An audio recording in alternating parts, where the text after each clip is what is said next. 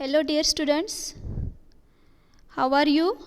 I hope you are fine, healthy, and safe. I am Yogita Patil from PSGVP Mandals Junior College, Lonkheda. नमस्कार विद्यार्थी मित्रांनो, कसे आहात? मी Yogita Patil,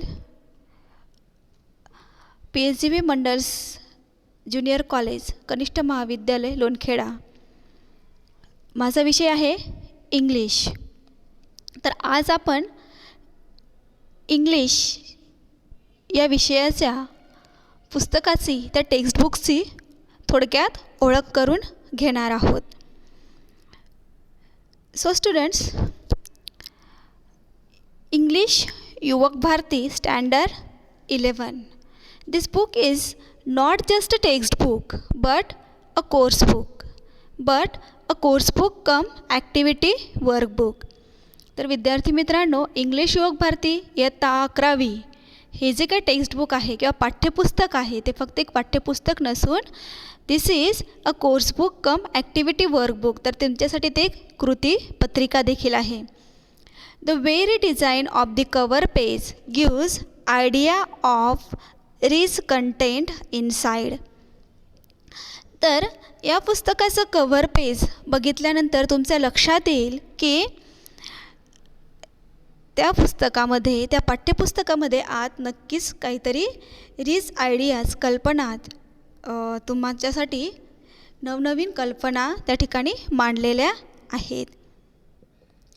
expectations about the competencies are much higher but essential at this level to cope up with modern era. Basic skills LSRWC are much focused. L means listening, ऐकणे, श्रवण. S speaking, बोलणे. Reading, वाचन, writing, लिहिणे किंवा लिखाण. आणि C म्हणजेच communication, संभाषण. या गोष्टींवर ह्या ज्या काही लिंग्विस्टिक स्किल्स किंवा बेसिक स्किल्स आहेत त्याच्यावर या टेक्स्टबुकमध्ये भर देण्यात आलेला आहे. Language study is also given prime importance in the course book. त्यानंतर लँग्वेज स्टडी, भाषा अभ्यासाला देखील या टेक्स्टबुकमध्ये अधिक महत्त्व देण्यात आलेलं आहे. त्याच्यात ग्रामर, फिगर ऑफ स्पीच वगैरे यांचा समावेश होतो. त्यानंतर ice breakers in activity forms encourage students to participate in learning process and lead towards the anticipation of the content. तर या पाठ्यपुस्तकामध्ये प्रत्येक लेसन, पोएम च्या सुरुवातीला तुम्हाला आईस ब्रेकर्स म्हणून काही ॲक्टिव्हिटीज दिलेल्या आहेत. त्या तुम्हाला एनकरेज करतात, प्रोत्साहन देतात विद्यार्थ्यांना to participate in learning process, की या शिकण्याच्या या प्रक्रियेमध्ये, लर्निंग प्रोसेसमध्ये सहभागी होण्यासाठी तुम्हाला ते एनकरेज करतात, प्रोत्साहन देतात. And lead towards the anticipation of the content. आणि तुम्हाला तर पुढचा जो काही कंटेंट आहे किंवा लेसन आहे, पोएम आहे, त्याबद्दलचा अँटिसिपेशन, अपेक्षा किंवा त्याच्याबद्दलची उत्सुकता तुमच्यामध्ये ते निर्माण करतात. Then introduction of the writer, speaker, poet and playwright is the unique feature brought back in the course book. Introduction of the writer, तर अशा प्रकारे तुम्हाला त्या रायटरचा इंट्रोडक्शन, माहिती, रायटर, पोएट असेल, ड्रॅमॅटिस्ट असेल, त्यांची माहिती तुम्हाला अशा प्रकारे लेसनच्या सुरुवातीला दिलेली असते. आणि त्यांचा photo. The photos of writer and poets add effect in the intro of them. आणि अशा प्रकारे त्यांच्या फोटोमुळे अजून त्यांच्या इंट्रोमध्ये अधिकच भर पडते. It helps to understand the lessons, poems and scenes of dramas. आणि त्यामुळे पोएम, लेसन्स, त्यानंतर ड्रामा समजून घेण्यासाठी आपल्याला मदत होते. त्यानंतरचा भाग आहे brainstorming. Brainstorming part is creative, expecting students' participation. It has a lot of activities to done. Brainstorming part is creative, expecting students participation. Lesson संपल्यानंतर त्या ठिकाणी ब्रेनस्टॉर्मिंग हा एक भाग, ॲक्टिव्हिटीज त्यामध्ये तुम्हाला दिलेल्या असतात, काही कृती दिलेल्या असतात ज्याच्यामध्ये तुमचे पार्टिसिपेशन किंवा सहभाग हा एक्सपेक्टेड असतो किंवा अपेक्षित असतो. It has a lot of activities to done, आणि त्यामध्ये खूप जास्त किंवा खूप साऱ्या अशा ॲक्टिव्हिटीज तुम्हाला सोडवण्यासाठी दिलेल्या आहेत. Activities focus not only on learning language but absorbing the social awareness. Activities focus not only on learning language, तर फक्त भाषा शिकण्यासाठी किंवा भाषा शिक्षण एवढंच याच्यावर फोकस न करता या ॲक्टिव्हिटीज काय करतात, दे ॲब्झॉर्बिंग द सोशल अवेअरनेस, की सामाजिक जाणीव किंवा जे काही अवेअरनेस आहे त्याच्याकडे देखील ते चित्त वेधत असतात. Then next, there are 4 section in our 11th text book. तर आपल्या या 11वीच्या पुस्तकामध्ये एकूण 4 सेक्शन आहेत.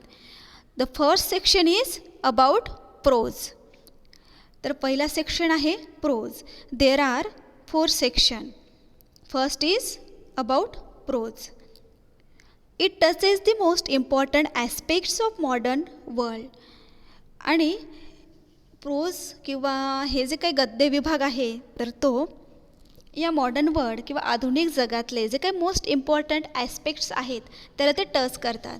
ते आहेत ह्युमॅनिटी, मानवता, ॲडव्हेंचरस स्पोर्ट, साहसी खेळाडू, ॲग्रिकल्चरल नीड, त्यानंतर कृषीविषयक गरजा, गव्हर्नन्स, हुकूमत किंवा शासन, डिफेन्स, संरक्षण are the prime aspects focused on in the text.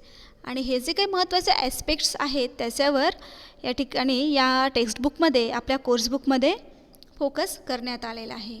It introduces the students with a lot of career opportunities. त्यानंतर या लेसनमध्ये विद्यार्थ्यांना अजून काही करिअर ऑपॉर्च्युनिटीज, व्यवसायाच्या काही संधींबद्दल माहिती देण्यात आलेली आहे.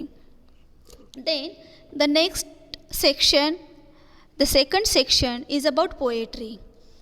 Poetry section is enriched with the work of great poets of English literature. हा पोएट्री सेक्शन देखील इनरिच म्हणजे समृद्ध आहे. कशाने, तर इंग्लिश लिटरेचरच्या महान अशा पोएट्सच्या पोएम्स इथं दिलेल्या आहेत.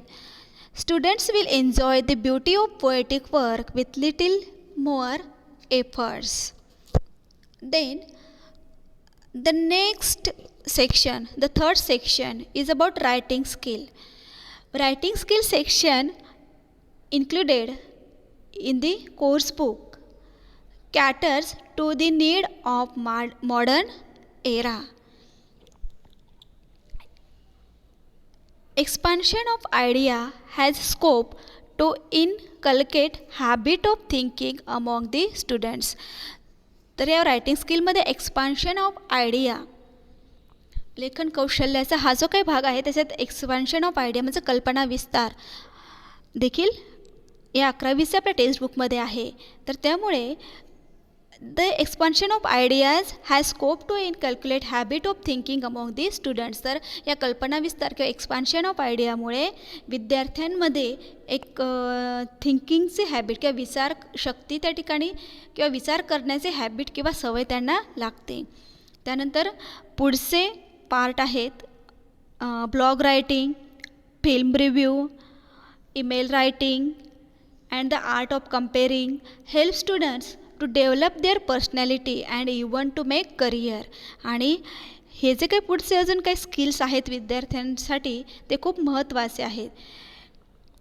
They help students to develop their personality. यामुळे त्यांची पर्सनॅलिटी किंवा व्यक्तिमत्व विकास देखील होतो.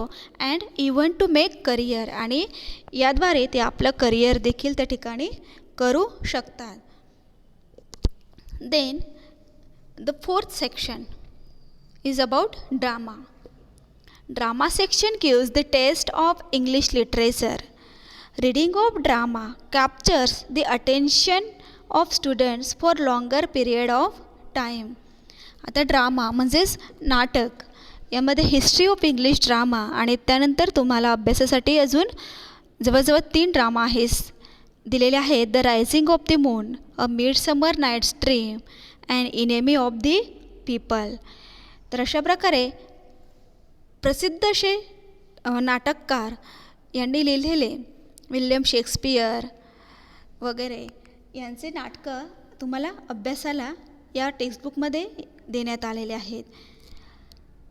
After the completion of this course the students will be क्युअर्ड English phobia.